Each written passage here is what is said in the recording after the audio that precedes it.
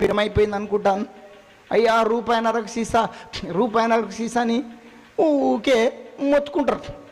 నేనేం చేసేది, గుట్ట మీద పోయి గుండు కొడుచుకొని ఒక కళ్ళు 2 సీసాల కళ్ళు తీసుకొని కళ్ళు తాగితే నీస ఎక్కదని, కళ్ళు తాగితే నీస బాగా ఎక్కదని, రిమ్ ఎక్కాలని ఈ కళ్ళులో కోడర కలిపేది, గుడంబ కలిపేది, సార కలిపేది, ఈ 3 కళ్ళులో పోసేది. ఈ 3 కళ్ళు బాగా షాయి తిరగపోసినట్టు తిరగపోసి ఈ 4 కలిపి తాగేది. తాగినాక లారెక్కపోయేది, టక్కరెక్కపోయేది, కంప చెట్లల్లా ఈత చెట్లల్లా ఈ మూలరు ఆ మూలరా. వాడు ఎప్పుడో మధ్యరాత్రి ఇంటికి పోయేది. కానీ గుండు కొట్టుకున్నాక గుణం మారిందా? మారలేదు. వాస్తవం. ఈ 4 కలిపి తాగితే తెల్లవారదామన్నా 2 గంటలకు, 3 గంటలకు, 4 గంటలకు, 5 గంటలకు బాగా దాహం వేస్తుంది, దూపేస్తుంది. తాగిన వాళ్ళకు తెలుసు. ఈ కళ్ళు తాగితే దూప కాదు, కానీ ఇవన్నీ 3 మిక్స్ చేసి తాగితే 4 గంటలకు రిమ్మ దిగుతుంటుంది. దిగినాక కొంచెం దూపు అవుతుంది. నాకు బాగా దూపు అవుతుంటావు కదా. నేనేం చేసిన, ఆ మధ్యరాత్రి లేచి 4 గంటలకు 3 గంటలకు మధ్యరాత్రి లేచి నేనేం చేసిన, బాగా దూపు అవుతుంటే మా ఇంటి మూడ లీలగోళం కుడిదిగోళం పక్కపక్కకే ఉంటుంది. లీలగోళం కుడిదిగోళం పక్కపక్కకే ఉంటుంది.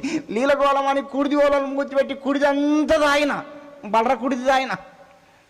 నేను తాగుతుంటే అది పుల్ల పుల్లగా మధ్యలాగా కనిపించింది. ఎందుకంటే తౌడంతా కిందికి పోతుంది, అది పసిగడుగులాగా పేరుకొని ఉంటుంది. నేను తాగుతుంటే అది పుల్లగా మజ్జిగలాగా అనిపించింది. అందులో ఏమేస్తారు, పాసిపోయిన అన్నం, మురిగిపోయిన టమాటాలు, పొర్రగల శివుడి, బియ్యం కడిగిన నీళ్ళు మొత్తం పోస్తారు. నేను తాగుతుంటే పుల్లగా అనిపించింది. తెల్లారు లేచి చూస్తే నా మిసాలకంత తెల్లగంటింది. మా అమ్మ చూసి ఏమి రాయేమో మిసాలకంత తెల్లగంటింది. అరే నువ్వు నీళ్ళని కుడిద్దారా మా అమ్మని. ఇప్పుడు చూడండి, నా బట్టలు మార్చుకున్నా, నా బతుకు మారలే.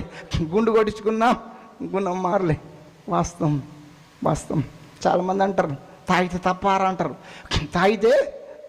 అంటారు. బైబుల్లా తాగుడు తప్పనుంది. తాగినోనికి విపరీతమైన గాయాలు, తాగినోనికి చెంపిరి గుడ్డలు, తాగినోడు వాడు ఏడవంతుడో వానికి అర్థం కాదు, తాగినోడు ఏం చేస్తాడో అర్థం కాదు. తాగినోళ్ళు అప్పుల పాలైపోతారు, తాగి కొట్లాటలు చేస్తారు. వాస్తవం బైబుల్లో ఉంది, తాగుడు తప్పనుంది. నేను ఎక్కువ కర్నూలు ప్రాంతానికి వెళ్తా. అక్కడ